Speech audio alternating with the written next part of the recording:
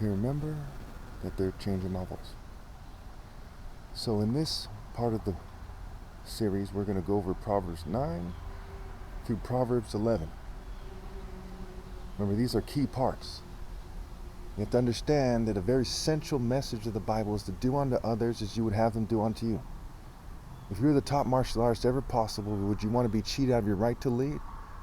Would you want to be cheated out of your right to lead when it's very clear that you should be in charge? Would you want people to use stupid social norms and racial social norms and religious social norms to cheat you? Would you want to be cheated out of a wife? Would you want to be shunned by attractive females? Would you want people to choose to follow their emotions instead of God through you? Okay, so let's get into this. Proverbs 9, verse 1. Wisdom has built her house. She has set up its 7 pillars. It also says she has honed out its 7 pillars. Number 7, right, has to do with purity. Purifying the 7 abominations from people's hearts. You know, the 7 angels, 7 churches, 7 lampstands, 7 bowls, 7 trumpets, 7 thunders. There's various 7s in the Bible. So wisdom, right? The wise builders. The parable of the wise versus the foolish builders. She has prepared her meat and mixed her wine. She has also set her table. So God's Son also has mixed the water. So God's Son has also mixed the water. He's gathered up the wind, mixed up the water in a cloak, turns water into wine, figuratively walks on water, figuratively turns water into wine, what have you. She has prepared her meat and mixed her wine. She has also set her table. She has sent out her servants, and she calls out from the highest point of the city. Where does she call out? From the highest point of the city. If you're the top martial artist ever possible, you're the highest point. Wisdom is with you, and any wise woman would choose you. Pretty straightforward, right? And it's your job to make it clear that you're the gate at the highest point. Let all who are simple come to my house. And what does simple mean? It means gullible, inclined to evil, easily fooled, without moral direction, what have you. So it's saying that all who are gullible come to my house. And stop what they're doing and come to the house of wisdom instead. To those who have no sense, she says, come, eat my food and drink the wine I have mixed. Leave your simple ways and you will live, right? Did John the Baptist live? Stephen the martyr, Christ? He's talking about spiritually. The soul will live. Walk in the way of insight. What is the word being used? Walk. Like God walking in the garden, walk in the Lord with the Lord. Proverbs 8, right? Walking in the way of righteousness along the path of justice. To skywalk, to heaven walk, to spirit walk. Walk in the way of insight, a martial art principle. Who's the most insightful? Right, the top martial artist ever possible. Not a professor or Freemason or politician or whoever, a nerd or an English royal, but the top martial artist ever possible. The one that God set apart to lead. Now on the other side of the debate, you have folly. So we go to verse 13. Folly is an unruly woman. She is simple and knows nothing. Right? She's morally deficient, inclined to evil, right? Inclined to find her life in the world, gullible, easily fooled, doesn't have sense, doesn't show discretion. When I say discretion, I mean having the freedom, right? Letting herself be free, not following the wicked, not accepting the boundaries of the wicked who say that they can't do things, right? Like date the top martial artist ever possible. But someone who's smart enough to say, I'm going to do that because it's right, and not let the devil, the beast, what have you, limit her. So folly is an unruly woman. She is simple and knows nothing. She calls out, right? Going to verse 16. Let all who are simple come to my house. To those who are simple, she says, and she's saying that to them, not me, and she's lying to them, saying stolen water is sweet, food eaten in secret is delicious, right? Notice the word being used is water. So she thinks it's smart to anger the Son of God by not accepting the boundaries of God, the mark of God. See, steps to the mark of the beast. And the mark of the beast has to do with ill-gotten gains, like in Proverbs 1. It says, stolen water to her is sweet. And the food eaten in secret, right? The fruits of wickedness eaten in secret, to her is delicious. But little do they know that the dead are there, that our guests are in the realm of the dead. So even while they're still in the flesh, they're on the top layer of hell. They're in the realm of the dead. So earth, because of the masses of people cheating me out of my right to lead, and they believe that stolen water is what it isn't, which is sweet, and they believe that food eaten in secret is magically delicious. When we look at the world from, say, the bird's eye view or from outer space, you see the realm of the dead, and then you see me as the gate. Think about it. And they're not smart enough, they don't have the sense to see it, so little do they know. Little do they know that the dead are there, that her guests are in the realm of the dead. Proverbs chapter 10, verse 11. The mouth of the righteous is a fountain of life, but the mouth of the wicked conceals violence. Hatred stirs up conflict, but love covers all wrongs. So what does it mean for the mouth of the righteous to be a fountain of life, right? The actions, the words that come out of the mouth that reflect a pure heart. The action-based speech, the speech, what have you, as they're living the fruits of righteousness. So we have the fruits of the righteous, right? The actions of the righteous. A fountain of life. A tree of life. Now, what does it mean for love to cover all wrongs? It's obviously not talking about LGBT. It's not talking about feminism or conservatives or the churches, the mosques, the synagogues. It's not talking about Democrats, Republicans, libertarians. It's not talking about American conceptions of love. I mean, my goodness. You all know very well that you shouldn't be making that mistake. It's talking about the love from God. God is love, a holy love that is perfect, right? Be perfect as your heavenly Father is perfect. My actions are perfect, and then they come into contact with sabotage, but they're still perfect. But you people have wicked actions, and when combined with sabotage, they're rather perverse and evil.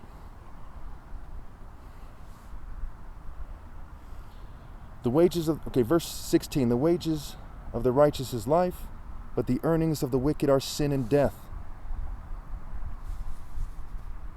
Whoever heeds discipline shows the way to life, but whoever ignores correction leads others astray.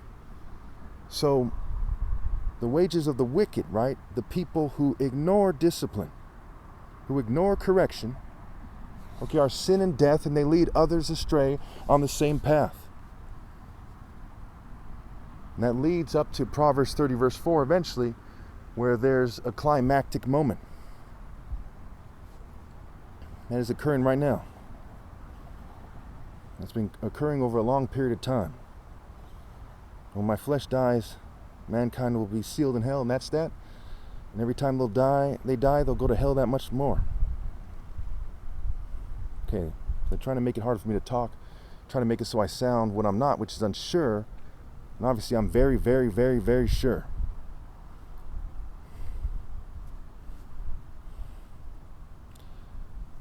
The lips of the righteous nourish many, but fools die for lack of sense, right? You can nourish people with waters, with fruit, with bread, right? With meat. Going back to Proverbs 9, right? Wisdom setting up her table. So fools die for lack of sense. You see how it says walk in the way of insight and you'll live, and fools die for lack of sense. These are martial art principles: wisdom, insight, sense. What the wicked dread will overtake them.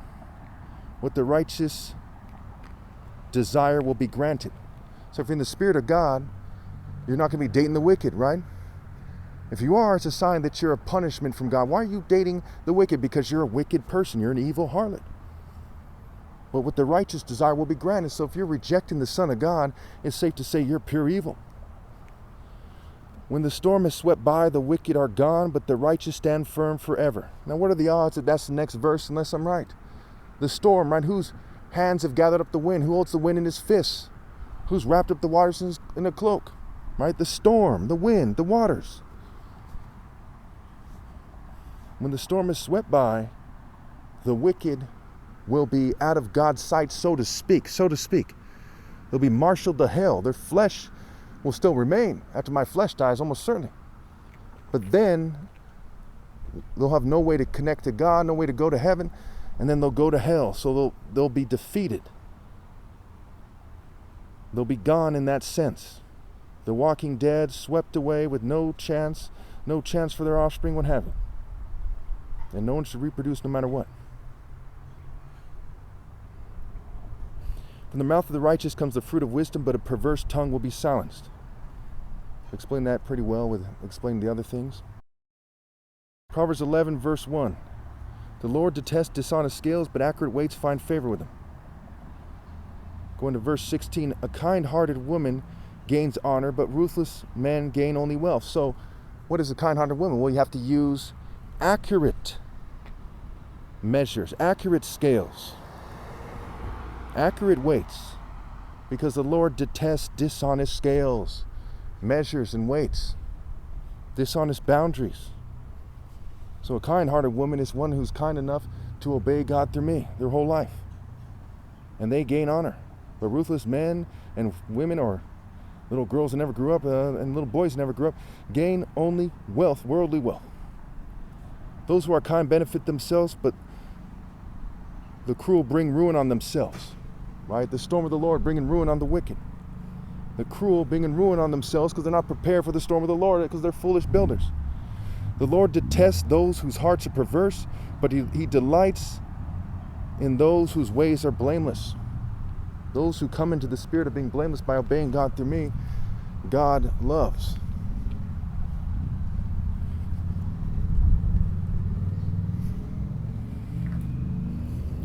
Be sure of this, the wicked will not go unpunished, but those who are righteous will go free. Be sure of this, the wicked will not go unpunished, but those who are righteous will go free. Like a gold ring in a pig's snout is a beautiful woman who shows no discretion. Right? She is not smart enough to free herself from the boundaries of the beast, okay, which have been there the whole time. Those false idols have been there the whole time trying to tell people what to do. The mark of the beast was there the whole time. And Revelation is talking about it coming to a head. It's not talking about it appearing for the first time. So it's the mark of the idols that come together to make up the beast that was there before, and then it becomes the mark of the beast.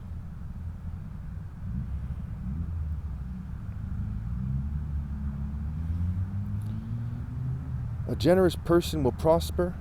Whoever refreshes others will be refreshed. See, there's a connection to the water, right? Whoever refreshes others by being in the divine order and conveying the water of God that comes through the gate, I'm the gate, will be refreshed. Those who are against God will be hit with the flood of the waters of affliction, the waters of adversity that sweep them away to hell, like the wind sweeps them to hell. Am I right? Of course I'm right. But, listen carefully. You'll see that I'm clearly right. Those who trust in their riches will fall, but the righteous will thrive like a green leaf. Again, the water and the leaf being green instead of dry and withered. So those who trust in worldly wealth fall. Righteousness is greater than wealth. Whoever brings ruin on their family will inherit only wind, and the fool will be servant to the wise. So those who bring ruin on their family inherit only wind. They're swept away by the wind of adversity, the wind of God, which is adverse to the wicked. They'll inherit only wind. And the servant will be fool to the wise, regardless if they're Jew or Gentile, right? Galatians 3:28, there's no Jew or Gentile. They're just righteous and unrighteous. There's just the one who established the throne in righteousness, and then there's those who are smart enough to obey him, then there's everyone else who are on the spectrum of being a fool. The fruit of the righteous is a tree of life, and the one who is wise saves lives. Okay, so the fruit of the righteous is a tree of life. So you have the fountain of life, you have the tree of life, and when we get to Proverbs chapter 12, you'll see that in the way of righteousness there's life. Along that path is immortality. You see how this all comes together to connect to Proverbs 30 verse 4, which is saying the most righteous person, right? Proverbs 16:12, the throne is established in righteousness. Proverbs 16:10, the divine verdict is on the lips of the righteous. So it comes to a head, and then me, God's son, gathering the Spirit of God with intense martial arts strikes, intense righteous strikes, the lightning, the sun, the light and the sun and the sunlight, all connecting together. And it comes to a head, and then there's the storm of the Lord. There is the waters of God being gathered into the cloak, right? Into the passion of Christ. The passion of Christ, the zeal for God, gathering up the Spirit of God.